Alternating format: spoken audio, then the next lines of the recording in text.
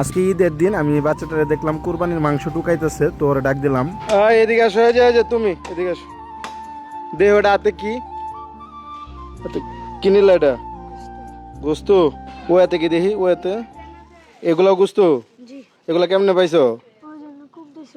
আচ্ছা তুমি একটু সাইডে এদিকে। মাংসটা কি করবা, এটা কি করবো মাংস? বাড়িতে নিয়ে খাইবা? এই মাংসটা কাউরে বইলা নিছো কেন? মানে যে কোবাইতেছে সিটটা সেটা লিখে নিছো, সিটটা আইলে কি নেওয়া যায়? আর এই মাংসগুলো কোথা থেকে নিছো? মানে ওই মাঠে যে কুরবানি দিতেছে ওইখান থেকে টুকে আনছো? এই যে দাও একটু ক্লোজ করো। বালু দেখছো, এই যে এটা তো টুকটাক বালু। আমাদের এখান থেকে যেটা নিছে ওটা হালকা, যে বালু আছে তেমন একটা না।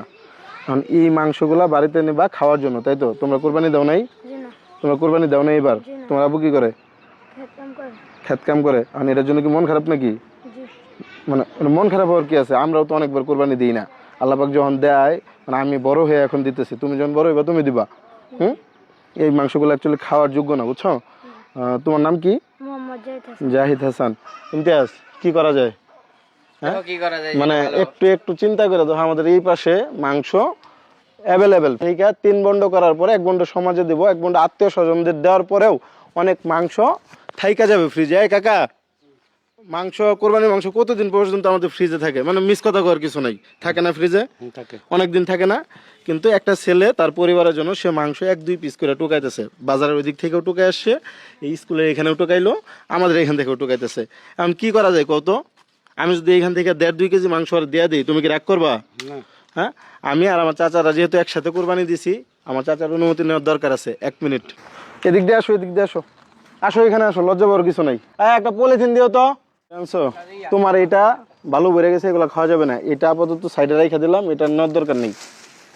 দেখি এটাকে এখান থেকে তো মাংস তুলে দাও তো, বাড়াইয়া দিও দাও। মানে আপনি চিন্তা করে দেখেন, কেউ মাংস ফ্রিজে রেখে দেয় আর কেউ 1-2 পিস করে টোকায়। মানে এটা সত্যি খারাপ লাগার মতো। এখানে কি এতটুকু দিয়ে হবে না? হবে? এটা রাখো, এটা নিয়ে বাড়িতে কার কাছে দিবা? তোমার আম্মুর কাছে। এখন আমার কাছে তো ভাঙতি টাকাও নাই, 100-200 টাকা ভাঙতি আছে। 200, আমার কাছে 50 আছে। এই 250 টাকা নেও, এটা মশলা কিনবা। মানে গরু মাংস এমনি এমনি রান্না করা যায় না। এখন ঠিক আছে? ওটা হাসি দাও, মুখে হাসি নাই কেন? এখন ঠিক আছে? খুশি? মাংস টুকাইতে পারো? আচ্ছা ভালো থেকো, যাও। হ্যাঁ যাও।